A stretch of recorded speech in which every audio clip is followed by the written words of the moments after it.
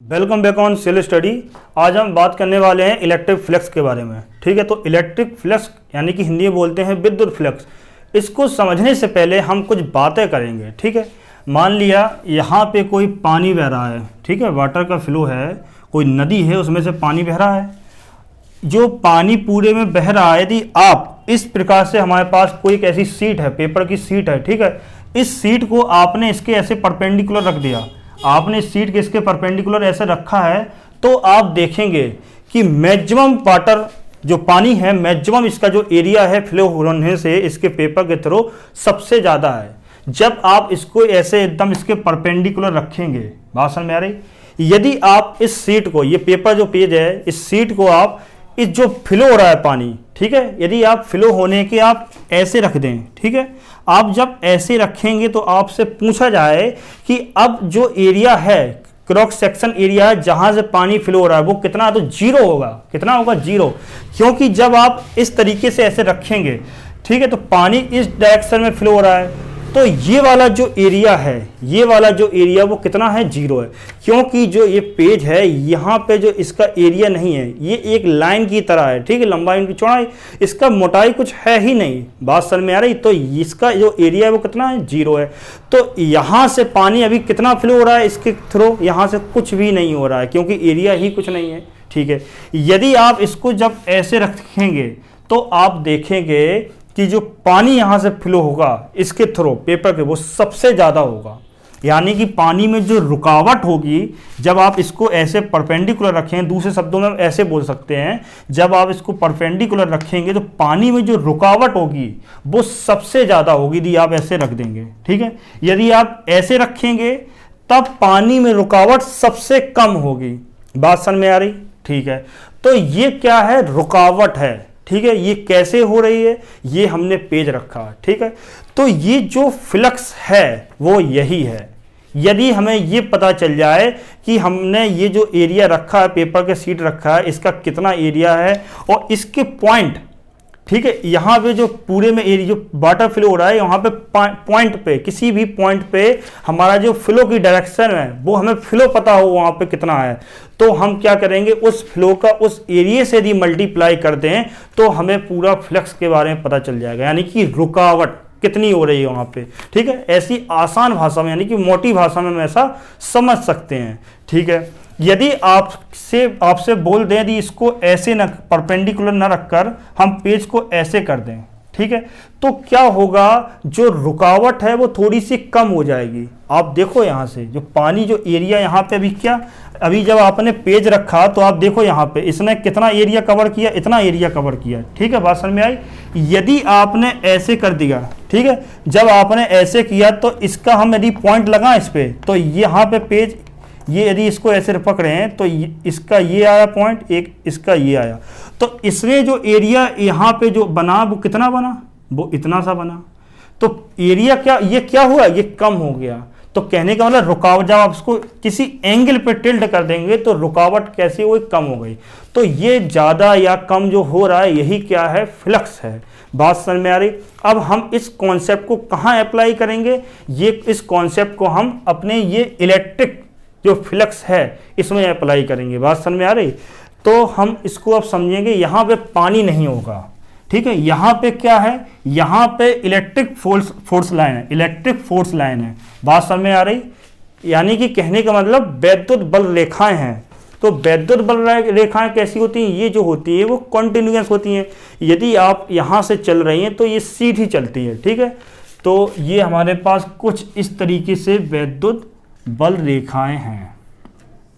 ये हमारे पास वैद्युत बल रेखाएं हैं। अब इस वैद्युत बल रेखा, इसकी डायरेक्शन क्या है? ई की इस डायरेक्शन, ये राइट साइड में है, लेफ्ट टू राइट।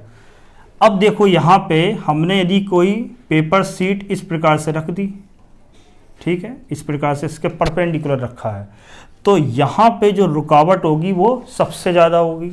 अब यदि इसी फील्ड ऑफ लाइन में यहाँ पे ये इस तरीके से है, यहाँ पे यदि हम इस सीट को इस तरीके से रख दें, इस सीट को हम कुछ इस तरीके से रखें, ये, तो अभी हमने बताया था, यानी कि इसको हमने ऐसे रख दिया, ठीक है, इसको हमने कैसे, इस प्रकार से इस दिशा में ऐसे रख दिया, तो क्या होगा, यहाँ का जो क्रॉस सेक्शन एरिया है वो सबसे कम बना है, तो सबसे कम यानी कि एरिया सबसे जीरो है। यदि एरिया जीरो है तो कोई रुकावट ही नहीं होगी, यानी कि उसको रोकने वाला कोई नहीं है, पानी एकदम आसानी से एकदम फ्लो होता चला जाएगा, जैसे इसका रखने का कोई मतलब ही नहीं है। बात समझ में आई? ठीक है। अब देखो क्या है, इसको थोड़ा सा और आगे समझने से पहले थोड़ा सा हम डायरेक्शन के बारे में समझ लेते हैं। किसके बारे में? डायरेक्शन के, यानी कि वेक्टर के बारे में थोड़ा सा ये देखेंगे। यदि एरिया वेक्टर हम कैसे निकालें, कोई हमारे पास एरिया दिया गया हो, में कोई हमारे पास सीट है, तो उसकी डायरेक्शन कैसे होती है, ठीक है। तो हमारे पास यदि ये कोई सीट है, ठीक है, यदि आपसे पूछा जाए कि इसकी डायरेक्शन कहाँ है, ठीक है, तो डायरेक्शन किसकी? एरिया की डायरेक्शन। जैसे तुमसे पूछा जाए कि इसका एरिया कितना है, ठीक है, इसका एरिया कितना है, तो आप क्या बोलेंगे? आप बोलेंगे लंबाई गुणा चौड़ाई, ठीक है, लेंथ इंटू ब्रेथ। लेकिन यदि आपसे ये साथ में पूछा जाए कि इस एरिया की डायरेक्शन क्या है, तो जो डायरेक्शन होती है, यानी कि ये बोर्ड मान लो, ठीक है, बोर्ड की जो डायरेक्शन है वो कहाँ? परपेंडिकुलर, ऐसा बाहर की तरफ। बात समझ में आ रही? परपेंडिकुलर बाहर की तरफ। अच्छा, यदि हमारे पास ये सीट है तो परपेंडिकुलर बाहर की तरफ दो तरह से हो सकती है, या तो परपेंडिकुलर यहां से बाहर की तरफ हो जाएगी, या इसके यहां अंदर। अब यदि हमारे पास ये सीट है तो हम दोनों डायरेक्शन में ले सकते हैं परपेंडिकुलर, इसकी डायरेक्शन यहां भी और यहां भी। यदि हमारे पास ये बोर्ड है, अब बोर्ड के पीछे तो हमारा कोई मतलब नहीं है डायरेक्शन लेने का, तो इसकी जो परपेंडिकुलर यदि हम एरिया की जो डायरेक्शन लेनी पड़ेगी, ये जो बोर्ड है, इस बोर्ड की यदि हमें एरिया की डायरेक्शन लेना है तो हम कहाँ बोलेंगे? ये परपेंडिकुलर बाहर की तरफ है। बात समझ में आई? ठीक है। अब देखो, तो हम जो डायरेक्शन, एरिया की जो डायरेक्शन है वो उसको हम कैसे रिप्रेजेंट करेंगे? उसको हम करेंगे एन कैप से, ठीक है, एन कैप से, यानी कि हम इसके ऊपर एक टोपी लगा देते हैं, यानी कि ये क्या है? यूनिट वेक्टर है। अच्छा, अब देखो यहां पे जब जो हमारी इलेक्ट्रिक फील्ड यार यहां पे है वो कैसी है? यूनिफॉर्म है। कैसी है? यूनिफॉर्म है। यदि यूनिफॉर्म इलेक्ट्रिक फील्ड होगी, एक सेकंड रुकना, यदि हमारे पास यूनिफॉर्म इलेक्ट्रिक फील्ड होगी तो उसका मतलब यह होता है कि हर बिंदु पर, एवरी पॉइंट, हर बिंदु पर इलेक्ट्रिक फील्ड इंटेंसिटी जो है वो हमारी बराबर है, यानी कि कांस्टेंट है सभी जगह। हर बिंदुओं पर जो इलेक्ट्रिक फील्ड है वो हमारी कांस्टेंट है। तो यहां यहां यहां यदि सभी बिंदुओं पर यदि हमारी कांस्टेंट है तो हमें किसी एक बिंदु पर इलेक्ट्रिक फील्ड का मान पता है तो हम सभी जगह बता सकते हैं, ठीक है, हम सभी जगह बता देंगे। अच्छा, यदि आपको एक बिंदु पर पता है, यदि आपसे पूछा जाए कि इस पूरे सरफेस से ये जो एरिया है, इस जो आपने रखा है, इससे पूरे से कितनी इलेक्ट्रिक फील्ड फ्लो होगी, बात समझ में आ रही? जो आपने रखा है, यहां तो फ्लो तो पूरे में हो रही है, ठीक है, लेकिन इतने से एरिया से कितना होकर फ्लो हो रही है जो आपने रखा है, तो आप क्या करेंगे? यदि आपसे बोल दिया जाए सीधे सीधे कि ये एक केले का जो वजन है वो 2 किलो है और एक झोले में 50 केले रखे हैं, आप तुरंत उसका मल्टीप्लाई कर देंगे उसके साथ, तो पूरे थैले का आप वजन तुरंत बता देंगे। 50 दूनी 100, 100, ठीक है। तो आपने बहुत ही आसानी से मल्टीप्लाई करके बता दिया, सीधा एकदम, बहुत ही आसान। ये जो इलेक्ट्रिक फ्लक्स है ये बहुत ही आसान है, लेकिन फिर भी बच्चे इसको बहुत कठिन समझते हैं, इसके जो न्यूमेरिकल्स हैं वो नहीं समझ पाते हैं। बात समझ में आ रही है? ये जो इलेक्ट्रिक फ्लक्स है, यदि आप इसको नहीं समझेंगे तो जो गॉसेस लॉ है, ठीक है, वो बहुत इंपॉर्टेंट है। गॉसेस लॉ बहुत ही इंपॉर्टेंट है। वो इलेक्ट्रिक फील्ड, किसी बॉडी की, कंटिन्यूअस बॉडी की इलेक्ट्रिक फील्ड निकालने के लिए बहुत ही अच्छा, बहुत ही सिंपल टूल्स है। उसकी सहायता से हम किसी भी बॉडी का बहुत ही आसानी से इलेक्ट्रिक फील्ड बता सकते हैं, ठीक है। और गॉसेस लॉ को अच्छे से समझने के लिए हमें ये इलेक्ट्रिक फ्लक्स को बहुत ही अच्छे से समझना पड़ेगा, ठीक है। ये बहुत ही आसान है, आपको बस थोड़ा सा प्रैक्टिस करनी है, समझना है, छोटी छोटी चीज़ों को समझना है बस। अच्छा, आपने डायरेक्शन देख लिया, ये सब देख लिया। अभी यहाँ पे बात किसकी चल रही थी? मल्टीप्लाई की। तो आपसे बोल दिया जाए कि इस पूरे एरिया से इलेक्ट्रिक फील्ड कितनी फ्लो हो रही है, तो आप सीधे सीधे क्या कर देंगे? आप ई का मल्टीप्लाई, इसका यदि पूरे का एरिया जो आपने सीट रखी है यहाँ पे, उसका एरिया यदि ए है, उसका एरिया ए है। आपका जो ये मल्टीप्लाई होगा यही हमें क्या देगा, यही हमें फ्लक्स देगा, यही हमें क्या देगा, फ्लक्स देगा। यहां पे वैद्युत की बात चल रही है, यहां पे किसकी बात चल रही है, वैद्युत की बात चल रही है, तो यहां पे इसलिए क्या बोल दे रहे हैं हम, विद्युत फ्लक्स बोल दे रहे हैं, यानी कि इलेक्ट्रिक फ्लक्स बोल देंगे। ठीक है, और फ्लक्स का मतलब क्या है, जो टोटल एरिया से कितना फ्लो हो रहा, बात समझ आ रही, तो फ्लो बताता है हमें पूरे उस एरिया से।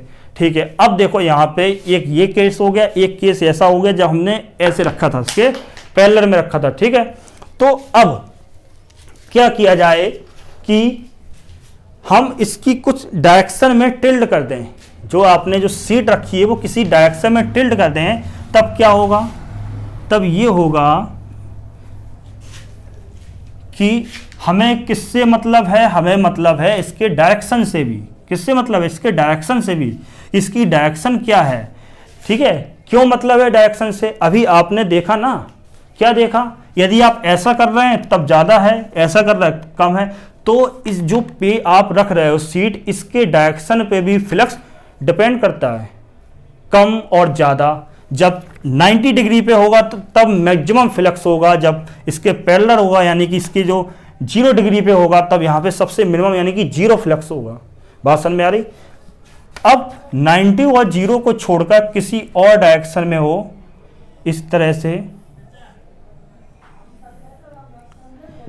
से हो, इसकी जो डायरेक्शन है, अभी हमने तुमसे क्या अभी बताया था, हमने आपको ये बोला था कि जो सीट है इसकी जो एरिया की डायरेक्शन है वो इसके परपेंडिकुलर होती है, एन कैप से रिप्रेजेंट करते हैं। ठीक है, तो ये सीट है जो ऐसा रख कर दिया हमने, इसकी डायरेक्शन इसके परपेंडिकुलर, तो ये कहाँ जाएगा, ये जाएगी इसकी डायरेक्शन इधर एरिया की।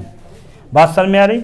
अच्छा, अब यदि हमने यहाँ पे एरिया कितना लिया है, ए लिया है, तो हम ए वेक्टर बोल देंगे यहाँ पे। ठीक है, एन कैप क्या है, एन कैप है हमारी यूनिट वेक्टर। अच्छा, अब क्या है जो ई है, ई की डायरेक्शन क्या है, इधर है, ई की डायरेक्शन यहाँ पे है, तो इनके बीच का एंगल कितना, थीटा है, कितना है, थीटा है। अच्छा, अब एक बात ये बताओ, हमें किसके फ्लक्स जो निकालना है वो कहाँ से निकालना है, जितना इस सीट से पास हो रहा है इलेक्ट्रिक फील्ड वही तो फ्लक्स है। तो हमें क्या इस सीट से मतलब है ना, तो हम इस ई को हम यहाँ ले जाएंगे, इसकी डायरेक्शन कहाँ है, अभी यहाँ है, लेकिन सीट की डायरेक्शन कहाँ है, वो इस दिशा में, तो हमें इलेक्ट्रिक फील्ड की डायरेक्शन भी सीट की डायरेक्शन में ले जाना पड़ेगा। तो हम बहुत ही आसान तरीके से बता सकते हैं कि जब हम ई को थीटा डायरेक्शन में ले जाते हैं, डेली हम इसकी बात करते हैं, क्या थीटा डायरेक्शन में ले जाते हैं, तो ई के साथ क्या जुड़ जाएगा, तब ई के साथ जुड़ जाएगा कॉस थीटा। क्या जुड़ जाएगा, कॉस थीटा। तो यहाँ पे जब फाई की वैल्यू क्या हो जाएगी, फिर ई कॉस थीटा इंटू ए, कॉस थीटा इंटू ए। बात समझ में आ रही है। तो ये क्या है, जब आपने थीटा एंगल पे कर दिया तब है।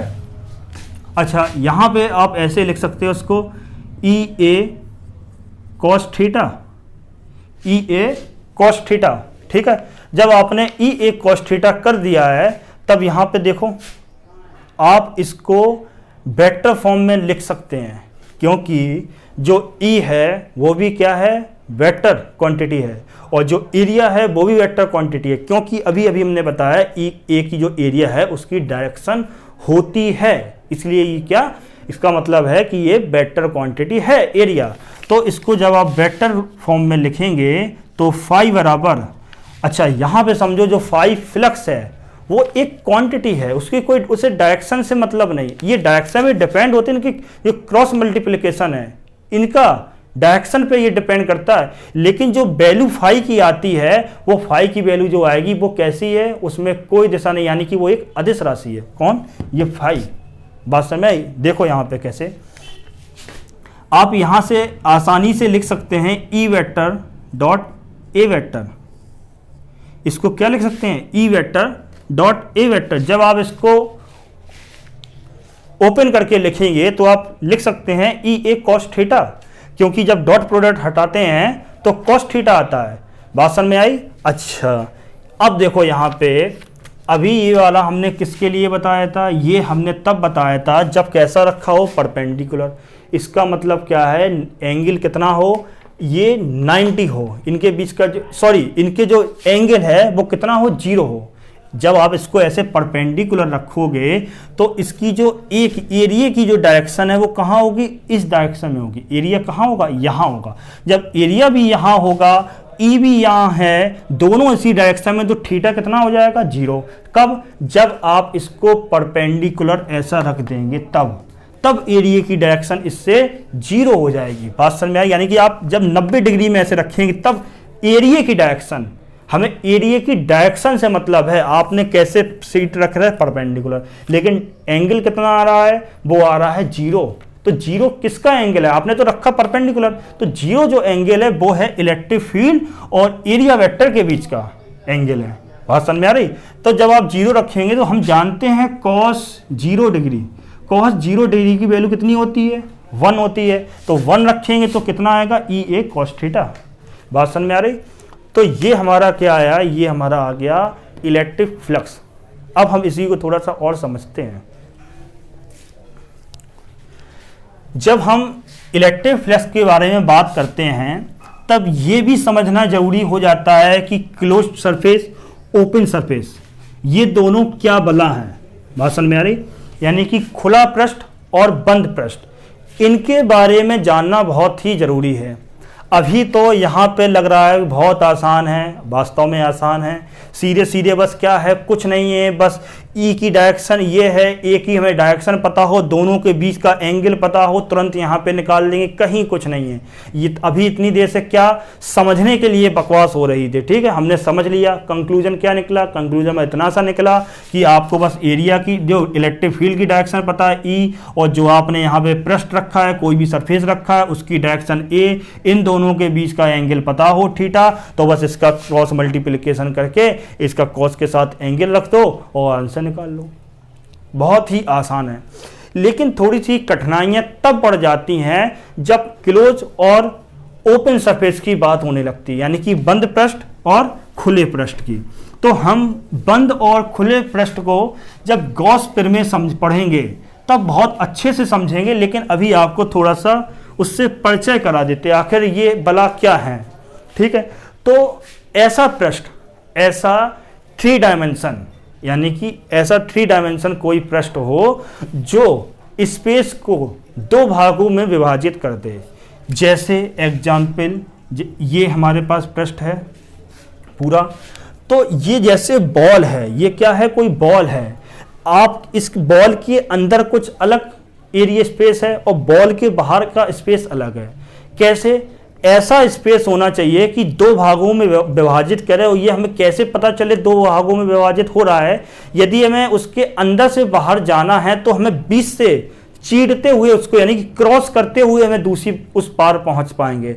तो इसका मतलब क्या है, जो आपने पृष्ठ सरफेस लिया है वो कैसा है, वो है बंद पृष्ठ, यानी कि क्लोज सरफेस है। और ओपन सरफेस बहुत ही आसान, मतलब जैसे अभी हम लिए थे इतनी देर से, ये जो पेज लिए हैं ये कैसा है, ये ओपन सरफेस है, यानी कि इसका कोई मतलब नहीं है। ये सब स्पेस पूरा एक है, इसमें बीच में बस ये रखा है, इसमें अंदर बाहर कुछ भी नहीं है। ठीक है, तो ये क्लोज सरफेस, ओपन सरफेस को समझना बहुत ही जरूरी है जब हम गॉसेस लॉ पढ़ेंगे। ठीक है, अच्छा अब थोड़ा और आगे समझते हैं। इलेक्ट्रिक फील्ड हम दिया जाएगा, यदि हमारे पास कोई न्यूमेरिकल होगा तो वहाँ पे इलेक्ट्रिक फील्ड दिया जाएगा और उसकी एरिया दिया जाएगा और उसकी एरिया की डायरेक्शन दी जाएगी और इलेक्ट्रिक फील्ड की डायरेक्शन हम सीधे सीधे डॉट प्रोडक्ट करके सॉल्व कर लेंगे। यदि हमें डायरेक्शन नहीं दी गई तो उन दोनों के बीच का एंगल दिया जाएगा। ठीक है, तो इसके कितने रूप हैं, या तो ऐसा आएगा फाई बराबर E vector dot A vector, या तो आपको डायरेक्शन दी जाएंगी, इनके वेक्टर फॉर्म में दिया जाएगा, या दूसरा कैसे दिया जाएगा आपको न्यूमेरिकल में वैल्यू ई ए कॉस थीटा। आप ये दोनों एक ही चीज़ है। ठीक है, यदि आपको एंगल दिया जाए दोनों के बीच का तब आप ये वाला फॉर्मूला लगाएं, यदि आपको इनके डायरेक्शन के फॉर्म में IJK के फॉर्म में दिया जाए तब आप ये वाला फॉर्मूला लगाएंगे। ठीक है, अब ये तो लग जाएगा ओपन में। यदि हमारे पास क्लोज की बात हो जाए, क्लोज सरफेस, तो क्लोज सरफेस के लिए देखो क्लोज सरफेस कैसा होगा। यदि ये हमारा कोई क्यूब है, हमारा ये क्यूब है, और या हमारे पास ऐसी कोई बॉल है। ठीक है। तो क्यूब के लिए कितने पृष्ठ बने? 6, 1 2 3 4 5, एक इसके सामने वाला 6, ठीक है। तो हम क्या करेंगे, अलग अलग पृष्ठों के लिए निकाल लेंगे, क्या अलग अलग पृष्ठों के लिए निकाल लेंगे, फिर सभी को जोड़ देंगे। लेकिन इसके लिए जब हम बात करेंगे तो इसके लिए हमें क्या करना पड़ेगा, छोटा सा पहले एरिया लेना पड़ेगा। वो एरिया क्या होता है, जब छोटा लेते हैं तो उस एरिया के आगे डी लगा दिया जाता है, तो ये क्या बन जाएगा, एक इंटीग्रेशन बन जाएगा। तो पूरे का हमें यदि फिर क्या इंटीग्रेशन, यदि छोटे का हमें क्या फ्लक्स निकाल लेंगे छोटे से एरिया के लिए, तो हम फ्लक्स जब निकालेंगे तो क्या लिखेंगे, डी फाई इंटीग्रेशन बराबर ई, और ई जो है वो कैसी है, यूनिफॉर्म है। जब यूनिफॉर्म होगा तो आपको कैलकुलेशन करने में बहुत आसानी होगी। और यदि यूनिफॉर्म यानी कि एक समान नहीं है इलेक्ट्रिक फील्ड, तो आप फ्लक्स निकाल तो सकते हैं लेकिन हमें कठिनाई ज़्यादा हो जाएगी। बात समझ में आ रही? तो आपको वैसे यूनिफॉर्म ही दिया जाएगा ई और डी ए। डी ए क्या है, ये हमने जो छोटा सा एरिया लिया है, तो आपको इस तरीके से यानी कि इंटीग्रेशन फॉर्म में आपको सॉल्व करना पड़ेगा। हो सकता है अभी आपको ये बात समझ में नहीं आ रही हो, जब हम एक कोई न्यूमेरिकल लेंगे, कोई एग्जाम्पल लेंगे, जब उसको सॉल्व करेंगे तो आपको बहुत ही अच्छे समझ में आ जाएगा। आज के लिए इतना ही। जो नेक्स्ट वीडियो होगा वो गॉसेस लॉ में होगा, वो बहुत ही इंपॉर्टेंट है, मतलब बहुत ही ज़्यादा।